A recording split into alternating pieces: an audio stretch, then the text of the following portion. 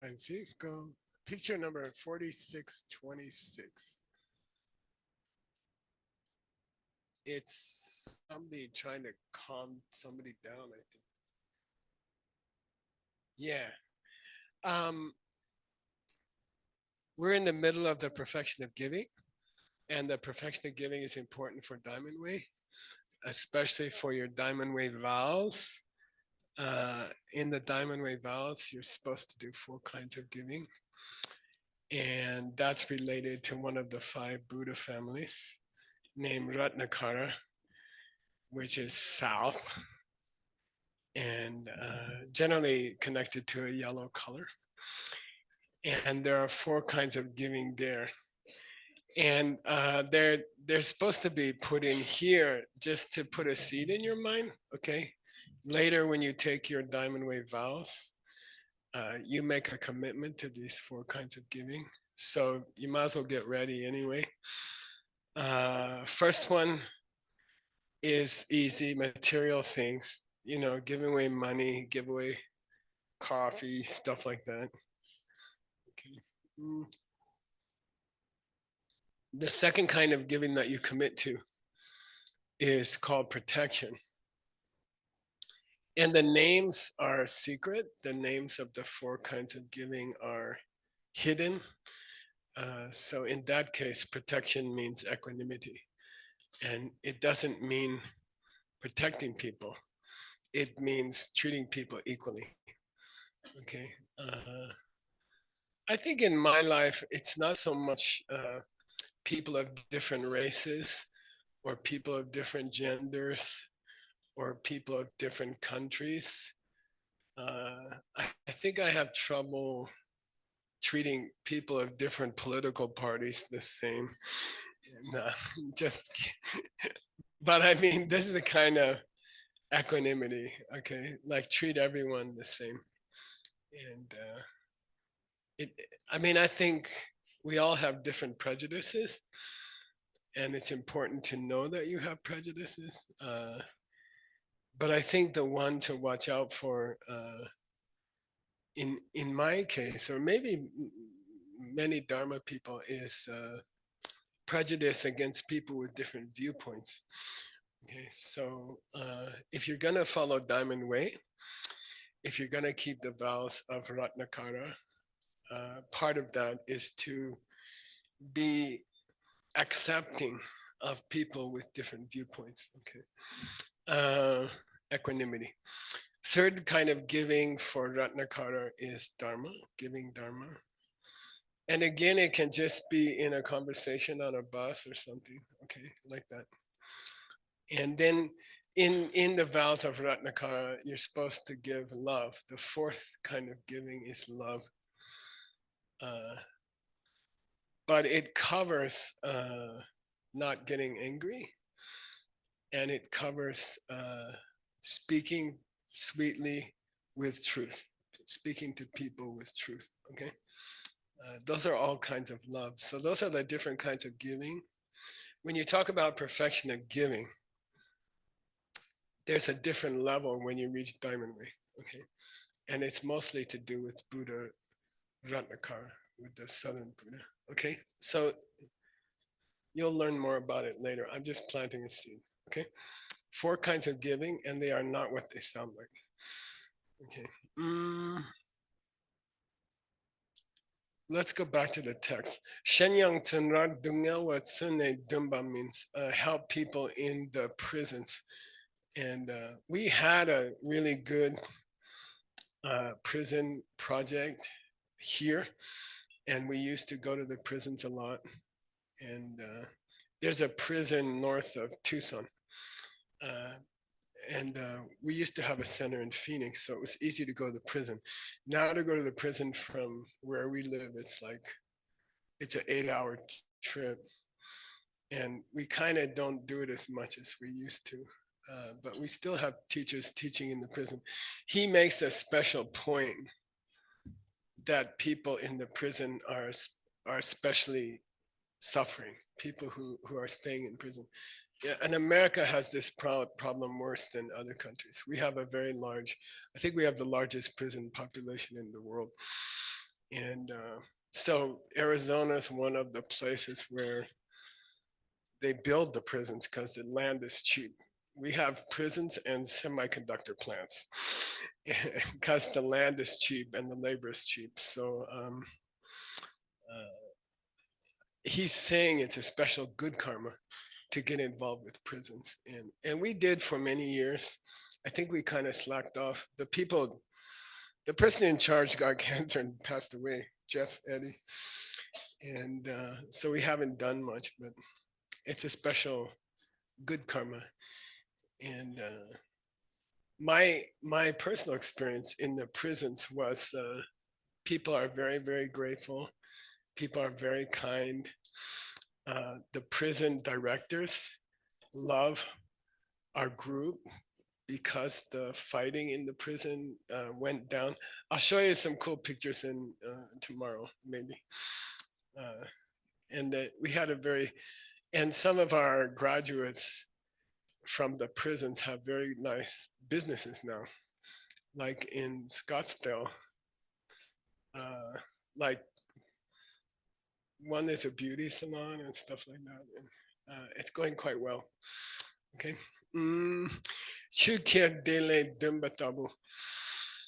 Uh, he's talking about protecting people from danger. In Tibet, it would have been people carried away on a street by a river or something like that. I think in the modern world, I think car accidents or things like that. If you see a car accident, if nobody else is stopping, right? Sometimes the police get irritated if you stop. But if you're the first person there, you stop and you get out and you help them. I had a fun experience in Ireland. I flew into the airport in Shannon and I had to drive to Galway, and I rented a car. It's a challenge because they drive on the wrong side of the road, and sometimes you forget. Uh, but there was a car in front of me, and in Ireland, all the fields were cleared by making walls. So there's stones in the fields. They didn't have any place to put them. So they made walls everywhere out of stones. So every road has stone walls next to them. And I'm following this car and it starts hitting the stone wall. And it finally crashed. And I ran over there. I stopped. I ran over there. And it's four Catholic nuns in the car. I'm saying, you guys okay? And they're like, we need to go to the hospital. And I'm like, okay. And I put them in my car. And I thought it was so funny because they don't know that a Buddhist monk is driving them to the hospital. And but if you're the first person, stop and help people. Okay, that's part of giving. That's a kind of perfection of giving. Okay, giving protection. And that's part of Ratnakara. Once you commit to Diamond Way, once you take your Diamond Way vows, one of the greatest gifts is protection. Okay, or say helping people who are in trouble. Okay.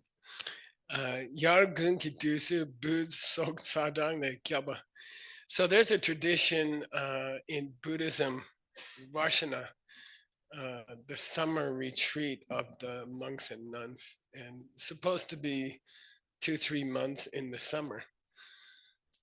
We will stay in retreat mostly. And that one big reason is that there's more insects in the summer. And you will kill them if you're walking around. So there's a tradition of the monks and nuns to do a summer retreat and don't walk around on the grass a lot. So he's talking here about actually protecting insects from hot and cold, or if you see some insects drowning or like that. He said, look, what's the big thing? You can save a insect with one motion of your hand. You just, reach in the water and take them out of the water. And he said, don't be lazy and don't think their life is not important. Their life is important to them as your life is important to you. So if you have a chance to save an insect, do it.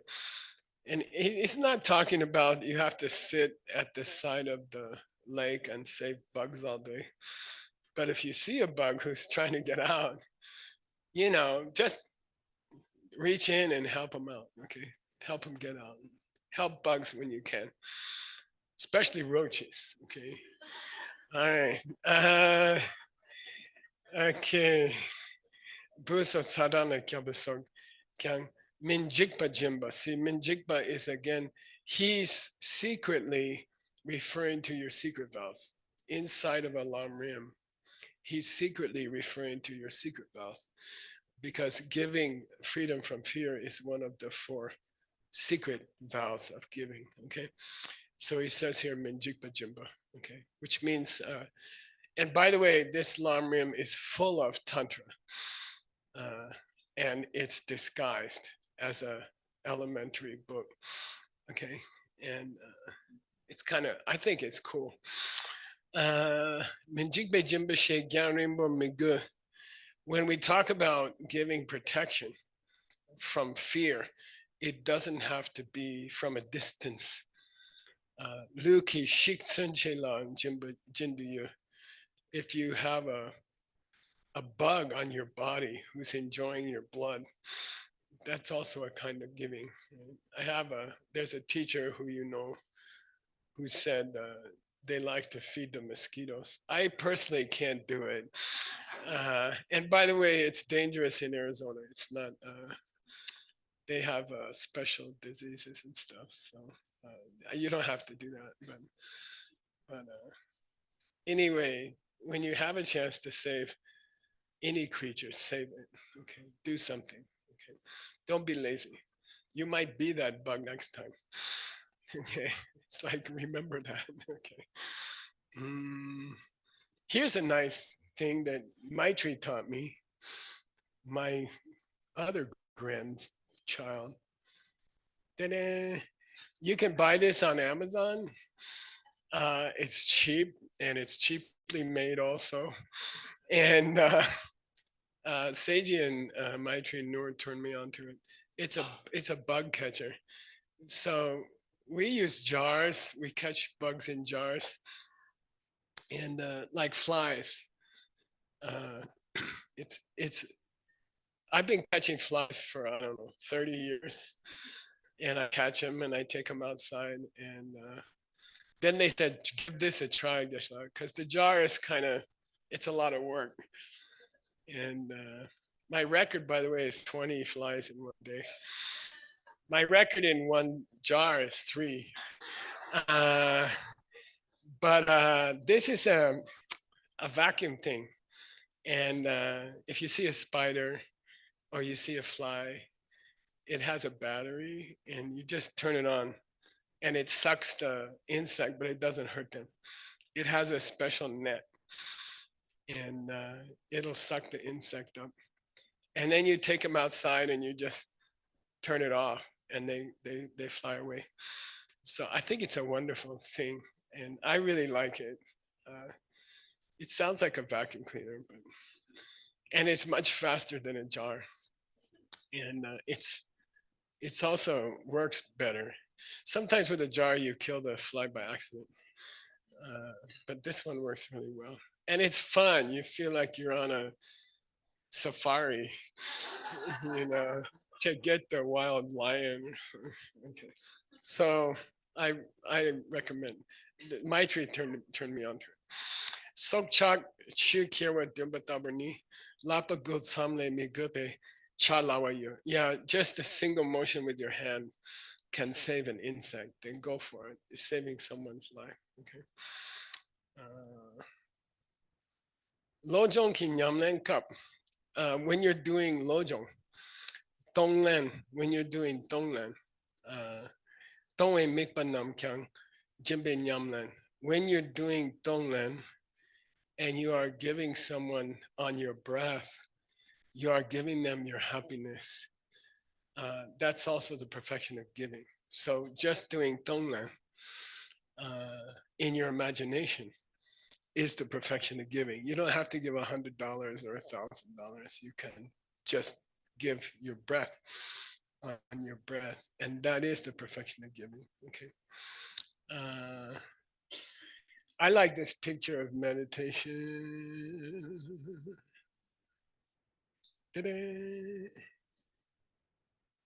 I like to, so I worked in Manhattan for almost 20 years, and I used to go up on top of a building or something like that and meditate. It's very, very sweet.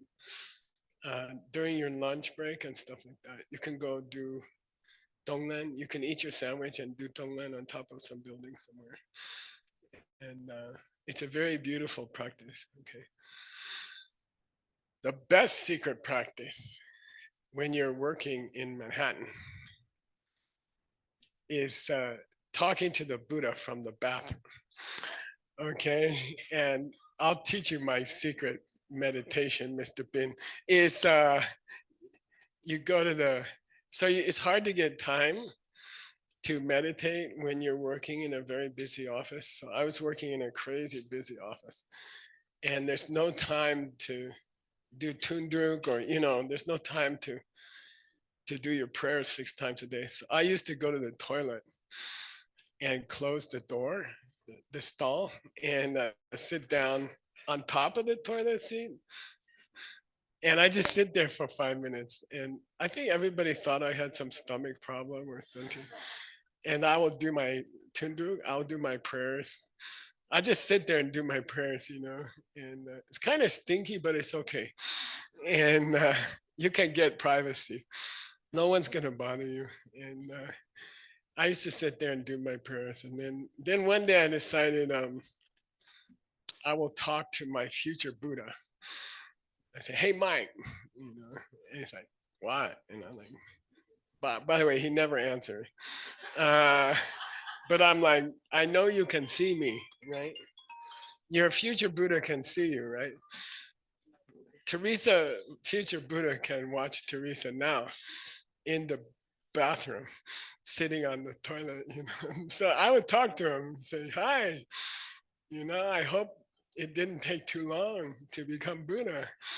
And if you have any advice for me, I'm open, because the Buddha can see past, present, and future, right? So supposed to be your future Vivian Buddha can see you now, and you can talk to her. And I think it's very healthy. I mean, they might take you to the mental hospital, but you can talk to Vivian Buddha and say, how you doing? And am I getting closer? And how's my practice? And I think it's very helpful. Okay. I think it's a nice practice. Okay. So just don't talk too loud in the toilet. Okay.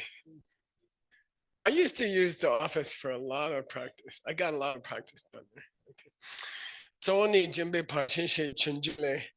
Then he's gonna quote Bodhisattva Chaya Avatar, which is entering the deeds of the Bodhisattvas.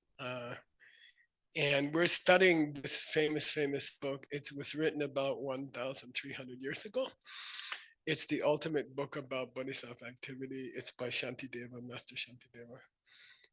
Seiji is translating it. And if you're interested in Sanskrit, we're studying the Sanskrit also. So if you'd like to try to learn Sanskrit, I'm teaching Sanskrit during the class. So it's a Shenzong Tower class. And Christina Kasika is teaching the follow-up classes. Yeah.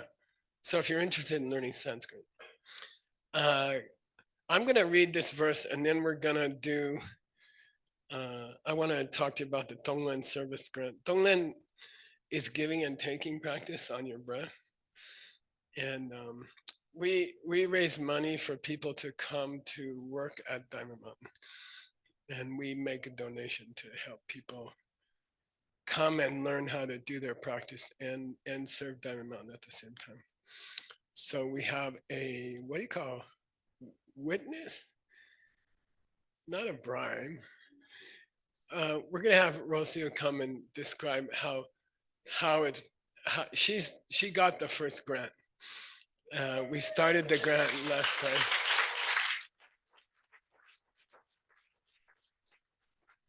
And maybe we'll do that now. You ready? Okay, come on. I know. So I'll just leave it up to you. Okay. Thank you, Geshe. Hi, my name is Rocio Diaz. If you don't like the smoothies, come to me. And Chris and Joseph. And so I am taking the Tonglen. This was a really, it is a big opportunity to practice my yoga, to practice my meditation, Tonglen, and to drink more green smoothies because I don't have the opportunity to go to the store and eat potatoes, fried potatoes. And this meditation helped me too much for every day to give more and more, and it's easier every moment. And the results that I didn't expect, that after I had to go to Mexico for some problem that I had, that wasn't really bad problem, but I saw that people changed. It's like, why they change so nice? They helped me a lot. They are so sweet. They are like so sensitive. So I could to see after being here that people is changing. It's like, oh, it's changing. So maybe that was a really a big opportunity. It's just thanks to the sponsor that helped to this program. This program is amazing to be here in beautiful place and safe place to practice, and around of the sangha, around of beautiful books and translators and teachers, and I'm the best blessing person in the world.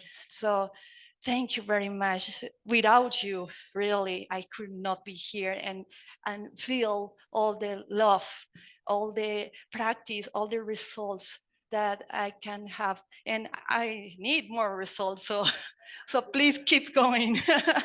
And I think there are more people want to come.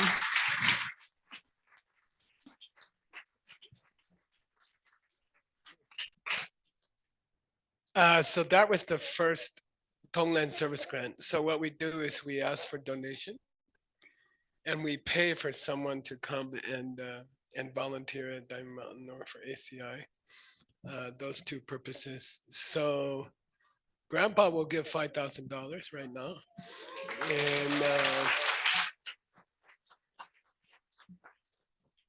and if you'd like to donate something, talk to Tim or do it on the QR code. Okay. Just like trying to get my pants on. Okay. Okay. Okay. Okay, we got it.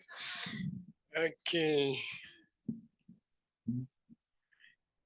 Give something, okay? Every time Grandpa asks, just give, I don't care, $1, give something, okay? And you make karma. And then money will come to you. Just money keeps coming, okay? Somebody handed me a bunch of money this morning. I think I already gave it away. Okay, so just give. Don't give a lot. Give what you can give, but don't be lazy. Okay, if you give a little bit, uh, things will come to you. You will be happy. Stuff will come back to you. Okay, give something. Never give nothing. Okay, that's my personal feeling. You don't have to give a lot, but give something. Okay. Okay, so Jimbani Parchin Jujule, he's gonna quote Bodhisattva Chaya Avatara, which is learning to act like a bodhisattva. And there's an interesting discussion in Shantideva's book. And here's the discussion. Okay. Kelte do ulporwa, Jimbe paro chin yino, dadun do ten yuna ngun, kelpajita paro chin. Is giving a perfection? Yes. What's the Sanskrit for perfection? Param ita. Okay, say param ita. Paramita. Americans say paramita. Param ita. So ita means gone, and the English word exit comes from ita, ex it. So it means to leave, and param means other side of the ocean, like to swim from San Diego to Kyoto or something. Okay, that's called paramita. All right. Then he says, is giving a paramita? Yes. And by the way, it's not paramita, it's paramita iser. Paramita iser. Okay. Paramita iser. The six perfections are not perfections. The six perfections get you to perfection. The word perfection is a famous mistake. Okay. It's not that your giving is perfect. It's that your giving will make you perfect. So we call them paramita, but it's really paramitaizer. Okay, it helps you become perfect. It's not perfection. It's not six perfections. Okay, who's that dinging? Is that me? Stop that. So he says, is giving, is dana paramita, is giving, is the perfection of giving the perfection of giving? And we say, well, yeah, I mean, Buddha taught the perfection of giving. And then somebody says, it's not the perfection of giving. And we say, why? And they say, there's still poor people. There's still poor people, you know. Did Buddha live on this planet? Yes. Did Buddha reach Buddha? I guess. Did Buddha do the six perfections? Yes. Did Buddha perfect perfection number one? Yes. Did Buddha perfect giving? Yes. So why is there still poor people here? And he says, then we have to talk about what does it mean to perfect the giving. It's not that there's no more poor people.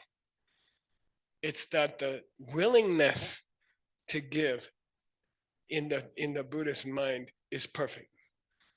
So the Buddha has the perfection of giving. Perfection of giving doesn't mean that there's no more poor people. It doesn't mean that. It means you are willing to try. You are always willing to try. Okay. Why is there still poor people? If Buddha is a perfect giver, why is there still poor people? That's come from their side. Yeah, that's coming from their side. Buddha cannot fix your seeds. Buddha cannot give you money seeds. You have to give yourself money seeds. Okay. Buddha's giving is perfect, but you didn't listen. Okay. His giving is perfect, but your seeds are your seeds. In fact, you want to hear something cool? I cannot give you anything. When grandpa gives you $100, who gave you $100? You gave you $100. Aldo must have done, I don't know. By the way, he gave it, I think he's donating it to the family of the people, of the person who passed away this week in town. But yeah, you got to understand what is the perfection of giving. And you can be perfect in your giving, and there's still poor people. You cannot really protect the insect, right? If they have the seeds, you will protect them. If they don't have the seeds, when you reach in the water to save them, you kill them. You drown them. You see what I mean? If you've tried to save bugs from water, sometimes you end up killing them, you know? And so the perfection is not that you protect their life. The perfection is that you want to protect their life, okay? But it's, you got to understand that about in Buddhism, when you're trying to help people, you are limited by their seeds, okay? And you have to get used to that. Otherwise, you will get discouraged. You will say, oh, I tried to help 3 people and they got angry and they told me to go to hell, you know? And okay, that's okay. You're still giving. Your perfection is still perfect, okay? You cannot control the results of your practice. You cannot. When you're trying to help other people, you cannot control what happens. You cannot. Should you try? Yeah. Should you do your best? Of course. Will it always come out well? No, we had a lot of problems here in Diamond Mountain. We just spent 20 years to offer people a place to do retreat. That's all. 20 years of extremely hard work. And some people not happy, some people have a bad time. And then you're like, I'm sorry, I'm just trying to give you a place to get away from your phone. I'm not trying to do anything wrong. I'm just trying to help you. So you can't control what happens, which means when you're in the bodhisattva business, you shouldn't get discouraged. Okay.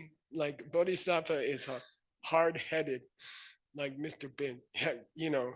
The head is very hard. You try to help somebody and they're not happy, and you say, I'm sorry you're not happy, but I'll do the same thing again tomorrow. I'll keep trying to make you happy. I can't make you happy. Nobody can make another person happy. It's not possible. You cannot. It depends on their seeds. But your responsibility as a bodhisattva is to do your best. Try to make them happy. Try. And that means never get discouraged, okay? You cannot control what happens from your good deeds. You can't control. Don't give up Diamond Mountain because somebody had a bad time here. It's not, that doesn't make sense. In Buddhism, it doesn't make sense. You do your best to help somebody. And then if their seeds are different, they will have a terrible time here. And then you have to be patient about that. You don't make bad seeds about your bad seeds. Like, just say, I'm sorry you didn't enjoy Diamond Mountain. We'll try to get you a swimming pool next year, and I'm sorry you didn't like the food, or, I'm sorry you met a rattlesnake or something, I'm sorry. We'll try to ask them not to slither your way, like that. You can't control everything. A bodhisattva has to have a sense of humor about their practice. Did you fuck up today? Yes. Are you gonna go home and quit? No. I'm gonna fuck up tomorrow also. and that's bodhisattva. Okay, don't get so serious about everything. You can't control the seeds that people have. Okay, and people will criticize you. You try to help them, giving away your money, giving away your time for years and years, and then people are like, I don't like the food, so I'm sorry you don't like the food. Next time we'll try to make better donuts for you. Like that. When you're in the bodhisattva business, you can't listen to the customer. Okay, don't get freaked out. Okay, just keep helping them. Shut up and keep helping. Okay, bodhisattvas have to shut up and keep helping. Okay, and maybe people will thank you and maybe they will curse you, but what else are you gonna do? You're gonna quit? You're gonna watch Netflix? I mean, it's good. I like Netflix. I like Korea soap operas, but but I get bored after like an hour. I'm like, that's all I can watch, And then you got to go back to being a bodhisattva. Okay, all right, that's the best business. All right, Semjin Urwa Porwat Samshig Minching. You cannot measure Lord Buddha's success by the economic level of the country. You cannot. That's not connected. That depends on the seeds of the people who live in that country. It's not Lord Buddha. You cannot judge Lord Buddha. You cannot judge the bodhisattvas by what's the economy right now. That's crazy. They didn't create the economy. You created the economy. They're just going to help you figure out how to change it. Okay. Serna mepatsam nyenrang dachom nang yepe dirni tsam shik mimbar. If the judge of the success of Buddhist practice is that the world changes for other people who don't practice, then that's crazy. Even non-bodhisattvas practice giving. Serna mepa means they don't they don't hold back their giving, who are not bodhisattvas. Buddhists who are not bodhisattvas are still generous, okay? But you cannot judge them by the economy of the world around them. That depends on the people who are there in that world, okay? I had a friend, a Christian friend. I think I told you the story. I was doing a 3-week retreat in Flagstaff. I have a Christian friend. We grew up together since we were in 3rd grade. We were 8 years old when we met each other. We were both around 60. And I invited him to come up and just hang out with me for a day or two. And he came up from Phoenix, and he came to Flagstaff. And we had interesting conversations. He's a very good Christian. And I used to go to his church for fun because they had better Bible study than my church. When I was a little kid, I sneak out and go to Bible study at his church. And then he said, we had long conversations, and he said, it kind of disturbs me, your bodhisattva thing. And I said, why? And he said, well, so in theory, a bodhisattva could just collect good seeds and live in a bubble. They will live in a beautiful bubble, you know. Their life will be very happy, very beautiful. And then all the people around them are suffering, you know. And so in your religion, you know, you say that bodhisattvas collect good seeds, and then that bodhisattva is living in a Buddha paradise in Flagstaff, you know, and then all the other people in Flagstaff are having, you know, snow and stuff. And he said, I don't like the idea, you know. And I said, well, what's your idea, you know? And then, you know, you get into weird stuff like there's somebody making you suffer. Someone built you, someone created you, and then someone caused you to get cancer also. And I'm saying, like, is that a better bubble than my bubble? Like, he's like, I don't know. And so anyway, I think we are in a bubble, and I don't think you can get out of that. That's the way it is. You can reach outside your bubble. You can give the gift of the Dharma. You can teach people to plant better seeds, but you cannot control their bubble. You see what I mean? Say again? Yeah, their bubble comes from you. Yeah, it does. Leftover stinginess. Yeah. Not wanting to share your bubble's pleasures. Okay. Chunjule. Dokpa tamjen de chete keoku no dangsem ki jebe paro chin sungpe dete deni semnido. The perfection of giving is a mental practice. It's not a physical practice. The willingness to give what you have is the perfection of giving. Circumstances, the seeds of the other person, may prevent them from receiving your generosity. But your willingness to give is the perfection of giving. Okay. In other words, it's not the success of the gift, it's the willingness to give is the perfection of giving. You cannot predict what you give Aldo $1,000 and he goes and buys nuclear parts and blows up Buenos Aires instead of teaching everybody. I mean, I don't know what he's gonna, you know, okay, we don't know. You just have to do the best you can and be generous and help people. You can't predict what they're gonna do with it, right? Okay. It doesn't work like that. Okay. She sumbatar opinion da naming sabe gone rangi luda longe gesa no sem sena me but ning ne tang ne de gudan chebe shena dong and loy comba yon se zobana jembe parchin de sung be dong sem power chepani ne tambate. Get your Tongsam Pelwa. Tongsam Pelwa means increase your willingness to share, and that's the perfection of giving. You cannot control what the world is doing. You cannot control what people do with what you give them. You just have to keep giving, okay? By the way, give wisely. I mean, there's a big thing about not giving weapons to people, not giving drugs to people, not giving people things that will hurt them. And you have to do your best to not hurt. I know rich parents who hurt their kids by giving them too much, and those kids become useless and they can't do anything. And so it's not the amount that you give, it's the wisdom. Use the wisdom when you give. Okay.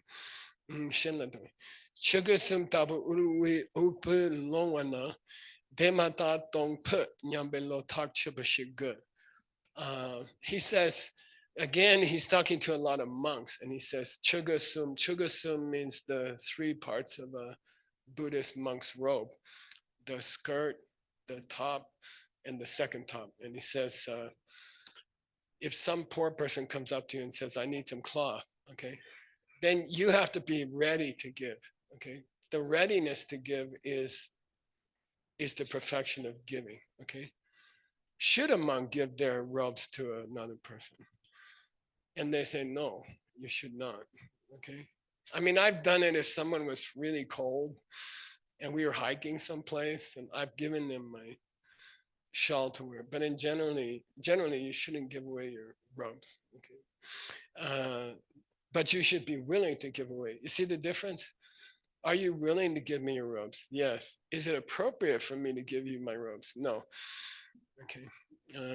Nyambe lo tak chibashi gushing.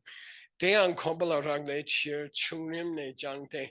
Chungrim ne jangte means start small, give away easy things. They say give away vegetables. In my case, it's not difficult. Last night I was giving away so many vegetables. They always came back on the plate. I don't know. So they say start with small things, and learn to give people small things, and then you can build up from there. Okay. Talk to Chungrim Ne Jang means start with small things. If you start with small things, tar lukyang dong nupa. In the end, you'll be able to give up your body if you have to. Okay. Start with small things. Give away small things all day. And in a while, you'll be able to give away your body. Okay. Nupat sam to makom kipa dong sem belwa yino. You can increase your generosity by giving things away from small things. Start with small things. Constant, small things. Next picture. I think it's a dead guy. Yeah, here we go. It's hard to find a picture of a dead person online. There's some kind of weird, people don't like it. People don't want to put it online. Belu kyang rangni shiwe kap nordze nam chik kyang kia de mepar. We all have to die. We will all die. You can't keep everything you have, you will leave. Everything. I have this really nice diamond ring in my bag, and I carry it around. Last night, somebody's telling me about their 10-year-old. I'm like, I should just give him the diamond ring, So I gave him the diamond ring last night, and I said, and then I started to regret it, and I was like, maybe my wife will be upset. But then I thought, I'm gonna leave it behind it. If I keep it, I still can't keep it. It's still gonna be in the bag when I die. Rob's gonna have to clean it out. Probably Rob will get it. And, someone's gonna get it. I might as well get the credit, I might as well give it away before I die, right? So I don't know, when I see stuff like that still in my bag, I'm like, well, I might as well give it to somebody. Who knows? We might get in a car crash on the way home. We don't know. So might as well give it to somebody before it's too late, right? So Rangni Shiwekap, when you die, Lord say, you can't take anything with you. You might as well give it now. Okay, you have something nice, give it to somebody, get some mileage out of it. You know, do something nice before it's too late, and then somebody else is going to give it away for you, right? Okay, and by the way, you feel free when you give your stuff away. You know, I don't have anything. You know, I mean, all the good stuff's gone except the bass guitar band. Uh, you know, just give it while you can. You know, have fun while you can, because later, what somebody else. By the way, it's irritating for other people to have to clean out your stuff. Okay, I don't know why Geshe didn't give this away. Now I have to clean it out. You know, it's irritating for other people. Trust me. Nu chusa do so mi tape so something. Ning tapane shen la nguna. Dang del ki tuwa so nyuwa. If you get in the habit of traveling light through life, you're much happier. Okay, much happier. Strip yourself down to the things you really need. You know, okay, I got 3 shirts, I got a pair of shoes, I got underwear to change every day until I can get to a washing machine. You know, like just strip it down to what you really need, and then give the rest away. You feel light. You feel happy. Okay, nguna dito was so new and Jimbe nyamlan, it'll be easy for you to give. When kyang de tam ki chopa min jimba ngusawang kantu tanga, never be satisfied with your giving. Keep giving. Okay, keep giving. Okay. Dena tangbu longwan sun la kantu jin. If somebody asks you for something, give. Okay, give. Keep giving. All right. Now he has some advices about giving. Okay, some what do you call it? Small print in the contract. Okay, Yang Jingyu Ze Me Shindu Loksu Dubne Dewa Miru. If you don't have anything to give away and you're tempted to make some money dishonestly, he says, forget it. Okay, just don't give anything away. Okay, don't think, oh, I'm a bodhisattva, I have to make more donation to the Latin America tour. You know, maybe I can just cheat on my taxes a little bit. You know, he says that's not perfection in giving. Okay, it doesn't count as generosity to get something dishonestly and then give it away. That's a wrong approach. Better not to give anything. So drubne dewa miru. Chirapar chin tambo sunki ni kimbe lagnan ne yinde. Again, his audience was both monks and lay people. And by the way, he got in trouble in his time by teaching lay people. He was criticized very. You can still read the books. The people are dead. God knows where they are. But he was criticized heavily for teaching lay people. And he says, Parchin Dumbo Sumni Kimbe Lagnangitsoyin. The first 3 perfections are especially appropriate for lay people who are not monks or nuns. Okay, why? Giving is easy, right? Monks and nuns are not supposed to have stuff. What's the second one?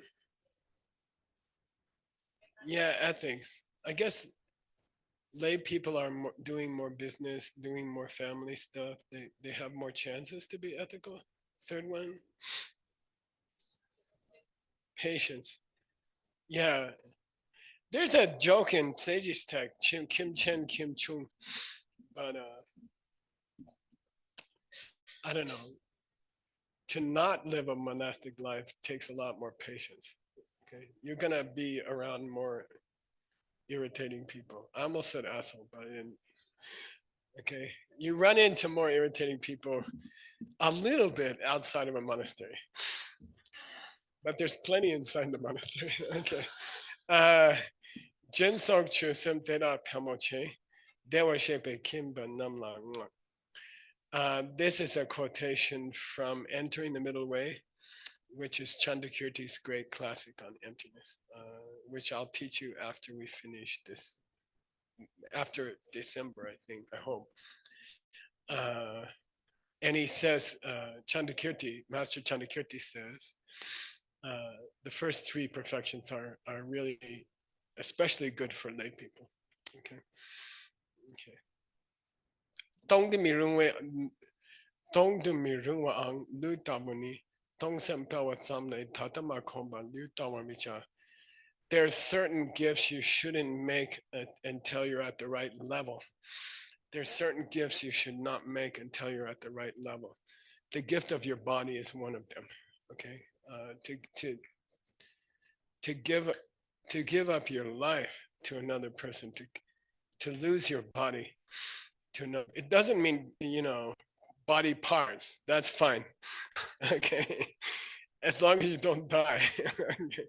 But to die for somebody else, we're not at that level. We're not strong enough. So don't give more than you're able to. Okay, don't give up your body yet. You still need it. Okay, there will come a day when it might be okay, but we're not there yet. Every time the Lama says you're not there yet, people say, I am. Yeah, but you're not, okay? Okay. He says, Tongdu Mirua, it would be inappropriate to give up your body at this point, at this level. Okay.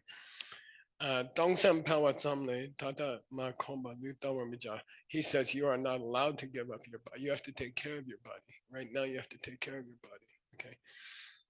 You have a responsibility to take good care of your body. Eat well, exercise well, take care of your body. Okay. It's not once you're in the Bodhisattva business, your body is already other people's body.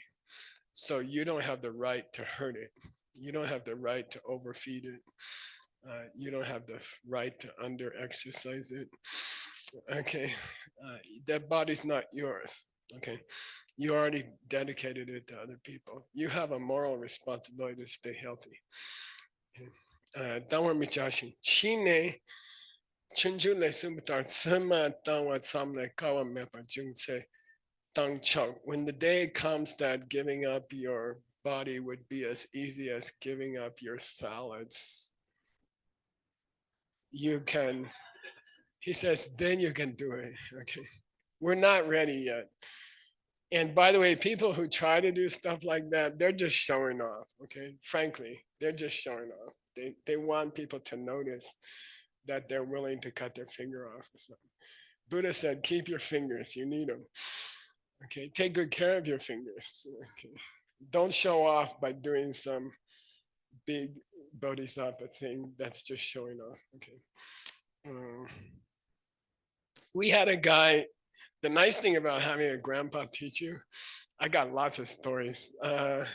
We studied Milarepa's life in New Jersey when I was living in the Mongolian temple. And there was a young man.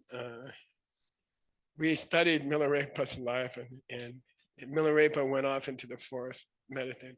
This young man, he immediately gave all his stuff away and moved across the street into this little tiny patch of forest.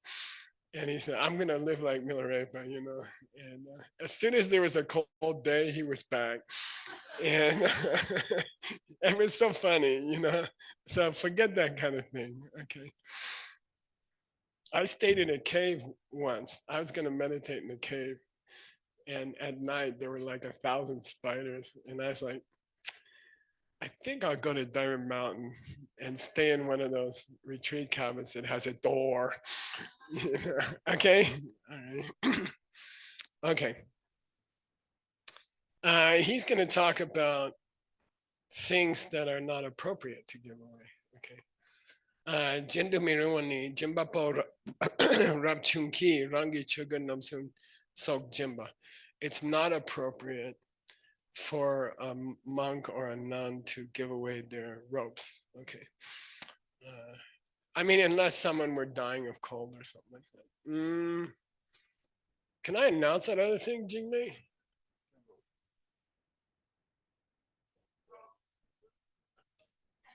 Tomorrow. Right? Is today or tomorrow? Today. What time?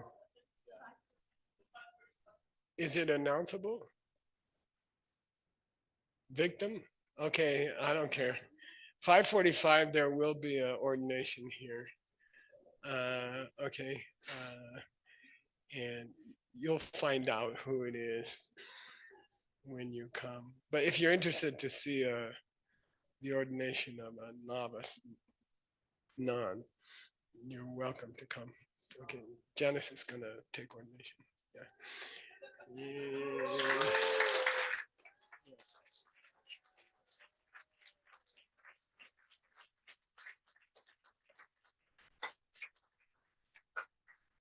I have an opinion, which is, if people ask me to give them ordination, then here's my opinion. I think an ordained person should stand out, not from their haircut and not from their clothes. I think they should be more moral than other people. They should have a higher degree of integrity. I mean, in my opinion, you should be able to say this person is a monk or this person is a nun, not because of their haircut and not because of the clothes, but because they are more kind and they are more ethical. They refuse to be unethical. I think you should be able to identify a monk or nun by their ethics and their behavior. And I think even the robes and the haircut are distracting. I think I think in the modern world, in the old days, it meant you're not supposed to have sex with them. Basically, if you see a person with this haircut and this clothes on, you're not supposed to have sex with them. I understand that. But in the modern world, I think it's distracting when a person is wearing robes or their haircut is different. And I think fewer people will talk to them. And I've seen that. I've seen Western monks and nuns, and they just look weird and nobody wants to talk to them. And then they can't teach people. And I think, I strongly feel that if you're asking me to ordain a person, you got to stick with my opinion. If if you don't want to, then ask someone else to ordain you traditional ordination, get a haircut, wear robes. Nobody will talk to you. Your parents won't talk to you. Uh, and I mean, that's okay. If you want to do that, that's okay. If you want to get ordained from grandpa, then I'm not selling robes and I'm not selling haircuts. I'm selling behavior, super moral behavior. And I think a monk or a nun should stand out by their behavior, not by their appearance. To me, that's real ordination. So that's the kind of ordination I'm offering. Okay. Rangi Chuga Namsun Jimba. Anyway, it's inappropriate for an ordained person to give away their robes. And obviously, if someone was freezing to death, you should give them your robes in 10 seconds. Right? That's fine. Rabjung La Chidu Kase Dang. Then he says it's inappropriate to give certain gifts to monks and nuns. For example, food after noon. To try to make a gift of food after noon to a monk or nun is inappropriate. They're not supposed to take those things. Okay, and in this tradition, in the tradition I was brought up in, when you become a monk or a nun, you are given a choice whether to skip your meals after noon.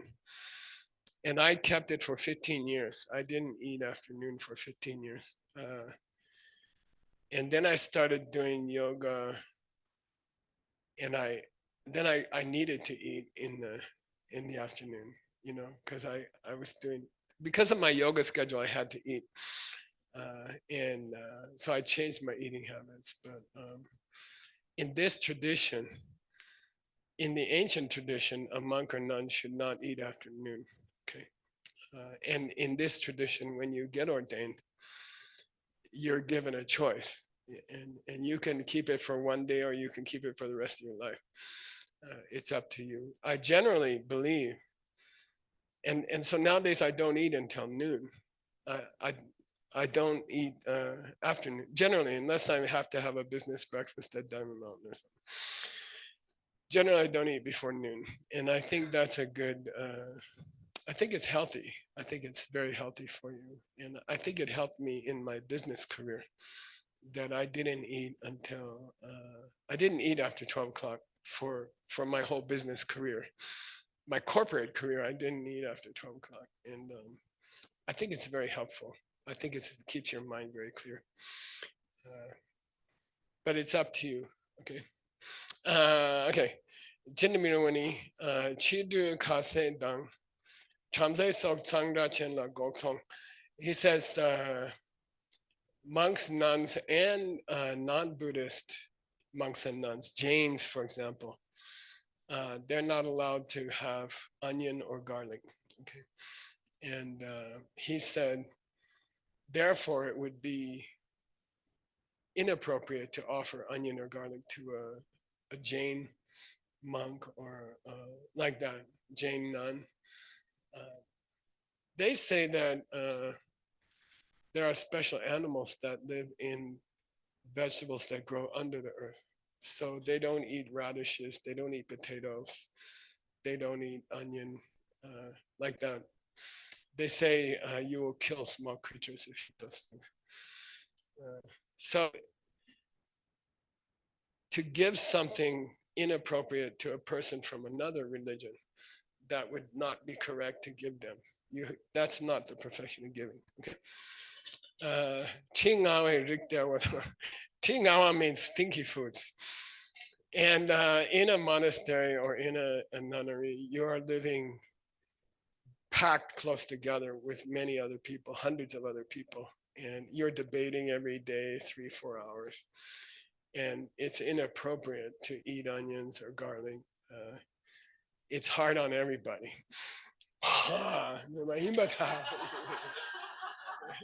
So generally monks and nuns don't eat stinky foods. Okay. Dewadan Lengatsudu La Legbam Jimba, offering a scripture to someone whose intention is to criticize it is not appropriate. Okay.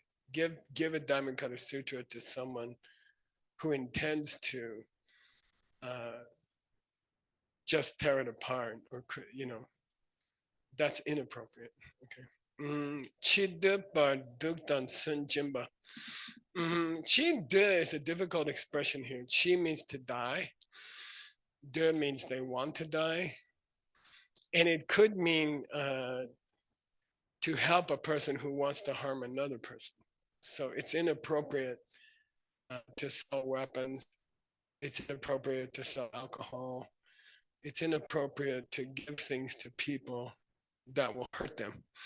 And then it, by extension, if a person wanted to commit suicide, you're not being a bad bodhisattva if you refuse to give them poison, okay? Or you refuse to give them a weapon. That's okay. You didn't break your bodhisattva vows. Can you buy me a gun? I want to commit suicide.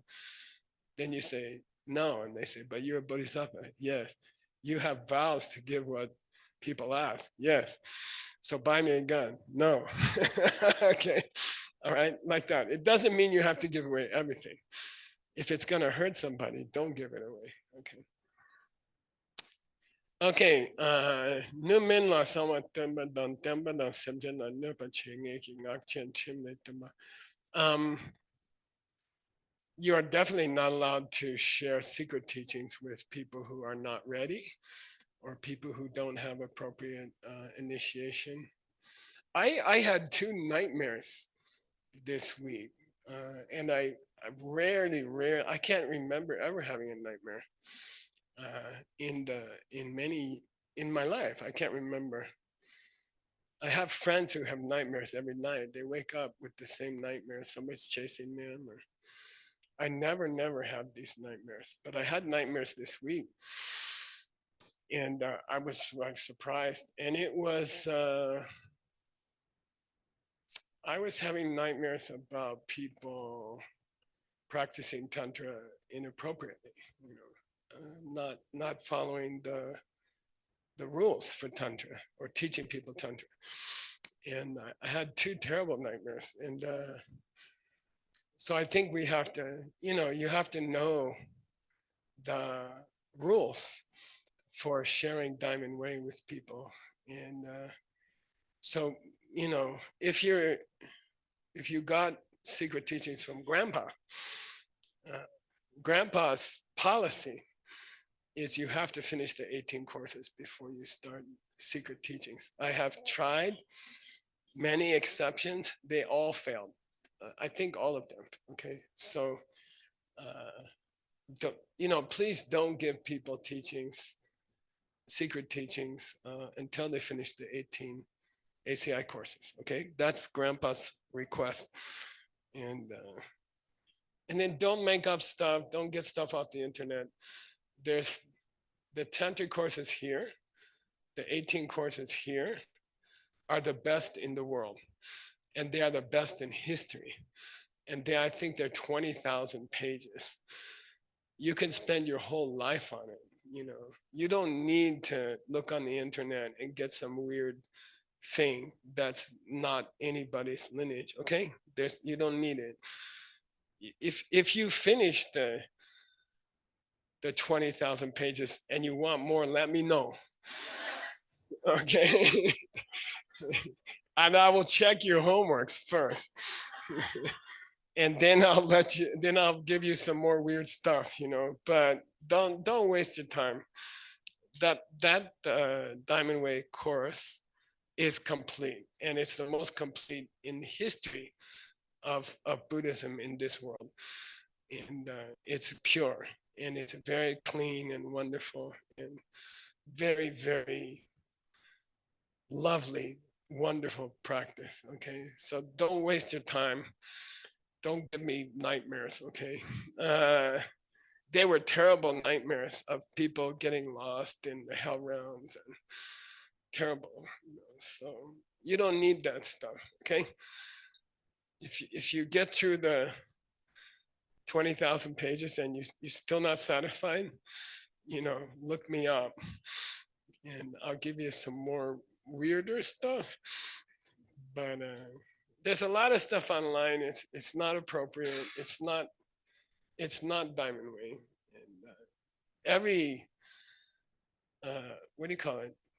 Every authentic Diamond Way practice is in the 18 courses. Trust me. Okay, there's nothing more than that. Okay, and it's a lifetime's practice. You can practice your whole lifetime. You will not get close to the end.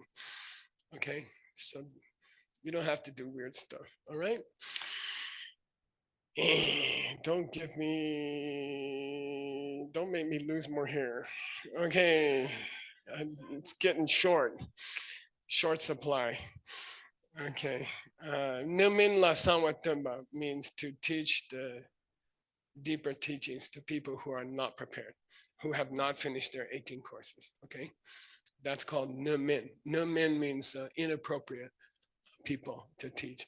And I tried, you know, I met people who I thought they were special, and it was a disaster. So be safe, you know, make sure they finish the 18 courses. If they're not willing to finish the 18 foundation courses, they're not going to succeed in the Diamond Way. You know, if they say it's too much work or, you know, then they're not going to succeed in Tantra anyway. So don't do it. Okay. All right.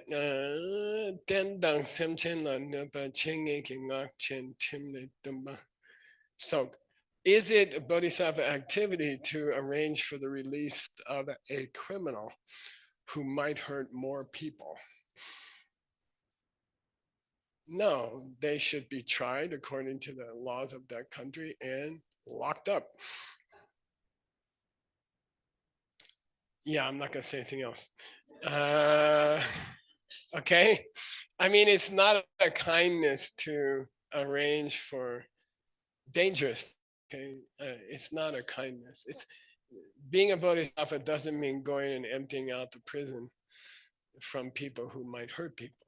I mean, if we can help them, we can fix them, then okay, go to the prison, teach, dedicate your life to go teach at the prison, and do it for 5-6 years. And then if there's people who you think should be released, then help them. And we have done that many times. But it doesn't mean we should release everybody from the prison who might hurt people. Okay,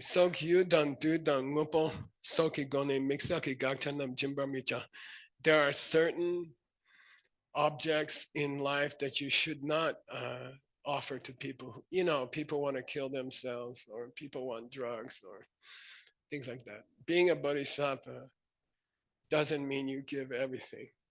Being a bodhisattva means you take responsibility to give what's appropriate, okay, without hesitation. Okay, we got a few more minutes. Hang in there. I know it's tiring to go for 2 classes like this, but just hang in there. I swore when I was cooking in class in India that I would make my students suffer worse. And when the day came, and I'm following through.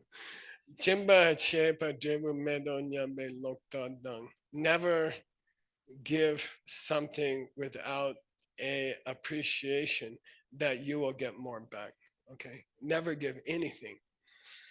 Part of a bodhisattva's generosity is the awareness that they will get 100 times more back. Okay, and it's not wrong to think like that. It's fine. Okay, if I give $1,000, I will get $100,000, and then I'll give $100,000. You see what I mean? That's fine. That's fine. Okay. All right.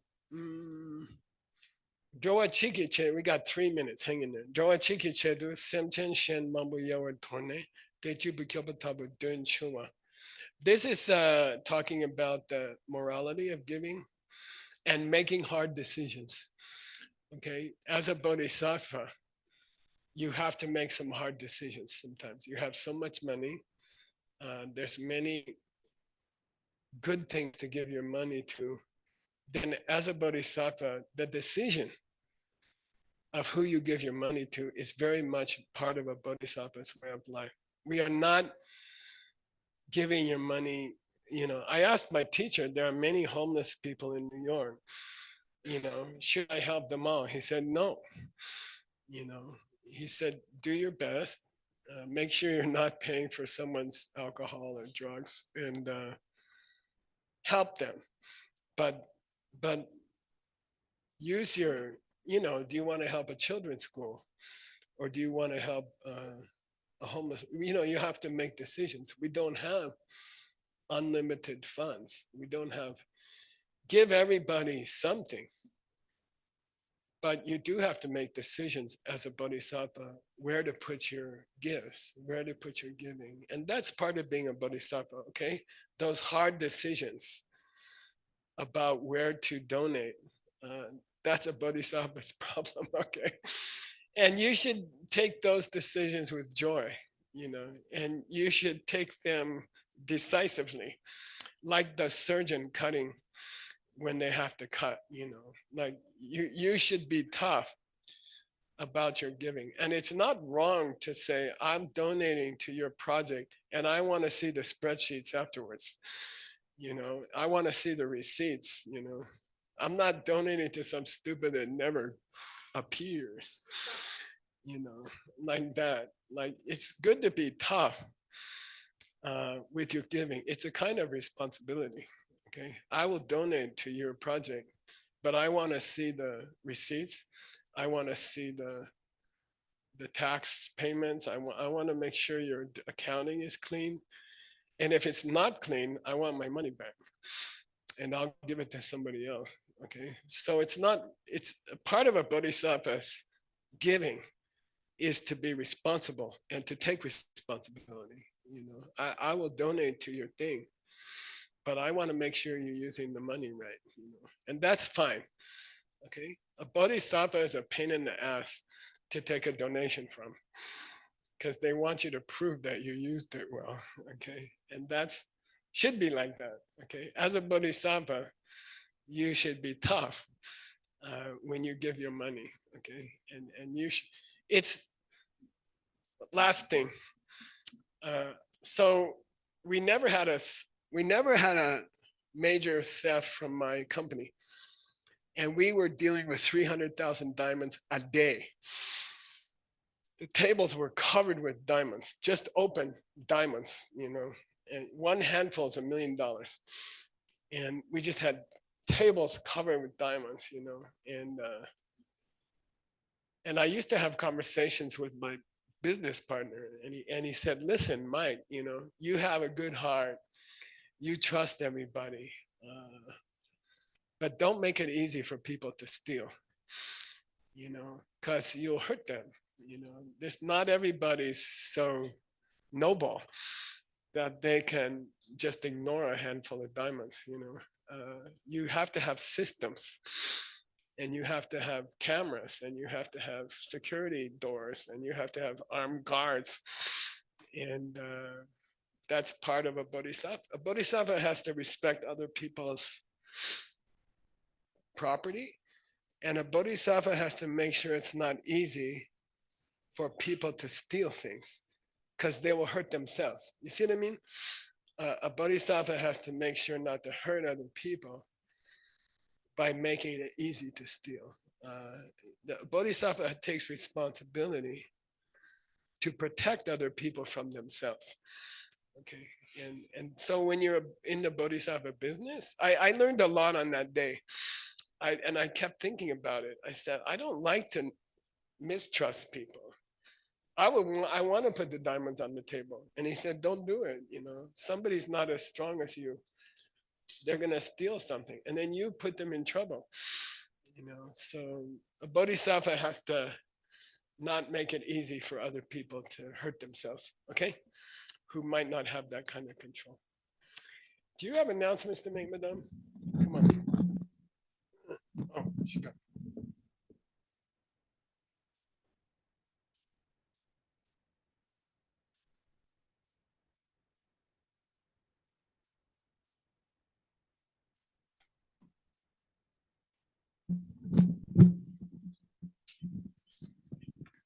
Thank you, Geshe, for teaching. Quick announcement, we will open the boundaries right after this class. So please stay in the temple